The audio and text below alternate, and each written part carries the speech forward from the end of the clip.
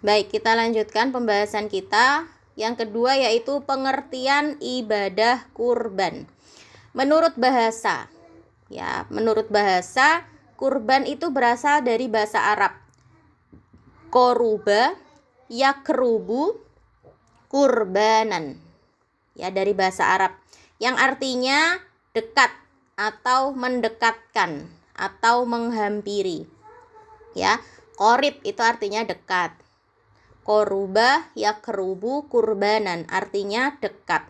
Sedangkan menurut istilah, kurban adalah beribadah kepada Allah dengan cara menyembelih binatang kurban dengan tujuan untuk mendekatkan diri kepada Allah sebagai ungkapan rasa syukur atas segala nikmat yang telah diberikan Allah. Jadi, ibadah kurban itu adalah ibadah yang dilakukan dengan cara menyembelih hewan kurban. Tujuannya apa? Tujuannya untuk mendekatkan diri kita kepada Allah sebagai rasa syukur kita atas nikmat yang sudah diberikan oleh Allah. Nah, dari pengertian ini, ibadah kurban itu berdasarkan atas diperintahkannya Nabi Ibrahim untuk berkurban. Allah memerintahkan Nabi Ibrahim untuk mengorbankan anaknya, yaitu Nabi Ismail. Nah, karena bapak dan anak ini sama-sama ikhlas dan pasrah, ya, taat kepada Allah, maka beliau Nabi Ibrahim tadi ikhlas mengorbankan anaknya demi membuktikan ketaatannya kepada Allah. Nah, karena bapak dan anak ini tadi dua-duanya sama-sama ikhlas, akhirnya oleh Allah diganti dengan domba. Gitu ya, ternyata Nabi Ibrahim dan Nabi Ismail dua-duanya lulus ujian dari Allah, ya. Nah, akhirnya tidak jadi dikurbankan anaknya, ya. Langsung saat itu juga diganti dengan hewan domba. Kurban atau udhiyah adalah menyembelih binatang kurban dengan tujuan beribadah kepada Allah, dilakukan pada hari raya Idul Adha, yaitu pada tanggal 10 dan 3 hari sesudahnya, yaitu tanggal 11, 12, dan 13 Zulhijjah. Nah, 3 hari ini, tanggal 11, 12, dan 13 Zulhijjah ini disebut dengan hari tasyrik. Jadi pada 4 hari ini, tanggal 10, 11, 12, dan 13 Hijriah ini kita dilarang berpuasa, ya, haram hukumnya kalau kita berpuasa. Karena apa? Karena kita disuruh makan-makan, disuruh berkurban, dagingnya dinikmati bersama-sama, ya, disuruh makan-makan sama Allah. Jadi nggak boleh berpuasa di 4 hari ini, 10, 11, 12, dan 13 Zulhijjah. Apa dalil ibadah kurban? Ya, apa yang menjadikan kurban itu kemudian disunahkan oleh Allah? Yang pertama ada di dalam Al-Qur'an. Surat Al-Kautsar ayat 2. Fasholli li rabbika wanhar. Ya. Surat Al-Kautsar. Fasholli li rabbika wanhar. Maka laksanakanlah salat karena Tuhanmu dan berkurbanlah sebagai ibadah dan mendekatkan diri kepada Allah. Kemudian ada juga di dalam hadis Rasulullah bersabda, An Abi Hurairah qala Rasulullah sallallahu alaihi wasallam, man wajada sa'atan falam yudhi fala yakrobanna musallanan. Artinya apa? Dari Abu Hurairah, dia berkata, Rasulullah Shallallahu Alaihi Wasallam bersabda, barang siapa yang mempunyai kemampuan untuk berkurban, tapi tidak melaksanakannya, maka janganlah dia dekat-dekat ke tempat sholat kami. Jadi bagi orang yang punya kelebihan harta, ya, maka itu sangat dianjurkan untuk berkurban, ya, pada hari raya Idul Adha itu. Ya, sangat dianjurkan untuk berkurban. Oke, nanti kita lanjutkan lagi ya besok ya, bagaimana caranya berkurban. Ya. Sekarang kita akan membahas hukum kurban. Jadi hukumnya berkurban itu bisa berbeda-beda. Bisa sunnah, bisa wajib, ya. Bisa sunnah, bisa jadi wajib. Nah, kurban itu pada dasarnya hukumnya adalah sunnah muakkad atau sunnah yang sangat dianjurkan. Orang yang mengerjakan, ya, orang yang mengerjakan dia akan mendapatkan pahala.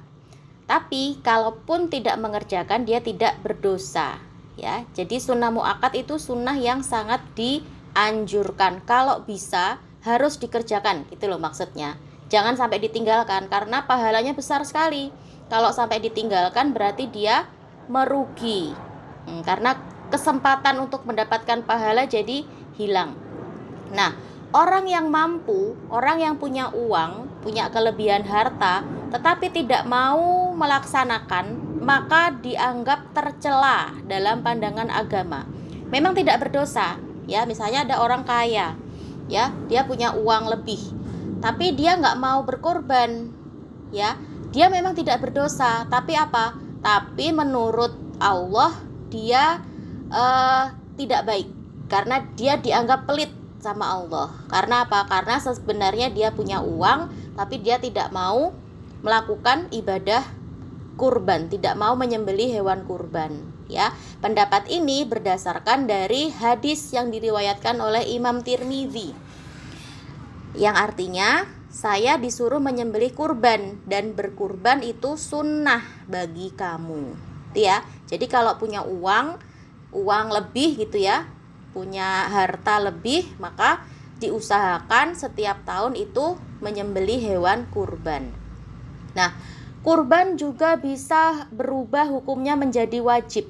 Nah, kan tadi asalnya sunnah ya, tapi bisa berubah hukumnya menjadi wajib karena ada beberapa sebab. Misalnya, kalau seseorang itu bernazar untuk berkurban, ya. Bernazar itu artinya apa? Bernazar itu berjanji kepada diri sendiri. Misalnya, nazira, tahun ini belum bisa kurban misalnya. Terus tahun depan ya berjanji sama diri sendiri. Pokoknya kalau tahun depan aku punya uang 10 juta, aku mau kurban. Nah, ini namanya janji. Janji terhadap siapa? Terhadap Allah dan terhadap diri sendiri. Makanya harus ditepati. Nazar itu tadi ya, janji tadi harus ditepati. Nah, kalau misalnya tahun depan sudah punya uang 10 juta beneran, maka harus ditepati janjinya tadi. Gitu ya. Kalau belum punya uang gimana? Ya berarti belum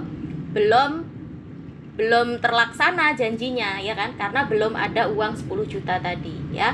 Kalau seseorang itu berjanji atau bernazar untuk berkurban, maka dia harus menepati janjinya tadi. Kemudian kurban juga bisa menjadi wajib kalau dia sudah mengatakan ketika membeli atau membeli hewan tadi ya, membeli hewan kurban, ini adalah hewan kurban. Jadi misalnya siapa ya? Ada orang pergi ke pasar hewan, ya. Terus dia mau beli kambing misalnya, ya.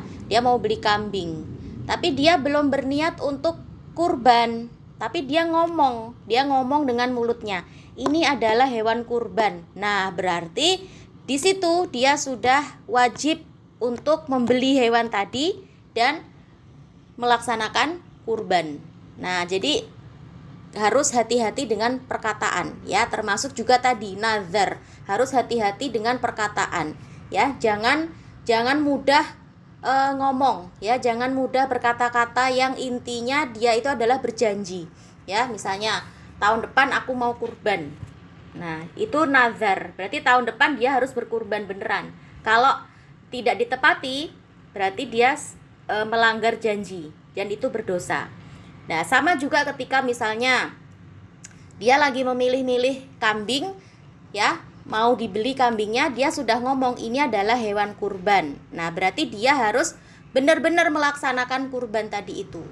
Gitu ya. Jadi kurban bisa menjadi wajib kalau dua hal tadi. Dia sudah ngomong dan dia sudah berjanji dalam hati dengan dirinya sendiri. Nah, sekarang jenis dan syarat hewan kurban. Jadi kurban itu ada syaratnya. ya. Ada syarat-syarat tertentu, nggak boleh berkurban dengan sembarangan hewan. Apa saja hewan yang bisa digunakan untuk berkurban? Ada domba atau biri-biri, ya. Ada kambing. Jadi domba itu beda dengan kambing ya. Tahu nggak bedanya apa?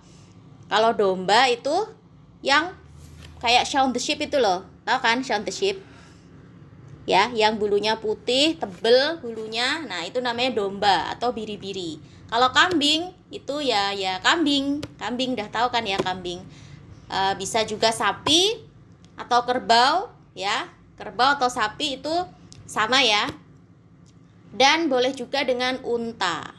Nah, adapun syarat-syarat hewan kurban menurut kesepakatan para ulama adalah yang pertama jenisnya. Nah, tadi hewan yang boleh digunakan untuk berkurban itu adalah unta, kerbau atau sapi, domba atau kambing. Hanya 4 ya yang boleh digunakan untuk berkurban. Jadi nggak boleh berkurban dengan ayam, nggak boleh berkurban dengan kelinci, ya. Nggak boleh juga berkurban dengan ikan misalnya, karena sukanya makan ikan, jadi aku mau berkurban dengan ikan. Nggak boleh ya.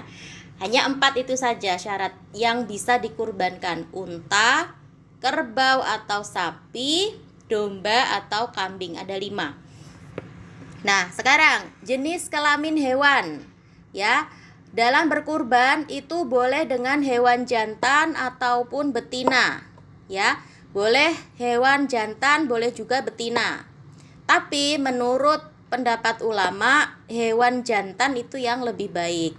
Kenapa kok hewan jantan lebih baik? Karena takutnya kalau berkurban dengan hewan betina, jangan-jangan di dalam perutnya itu ada anaknya.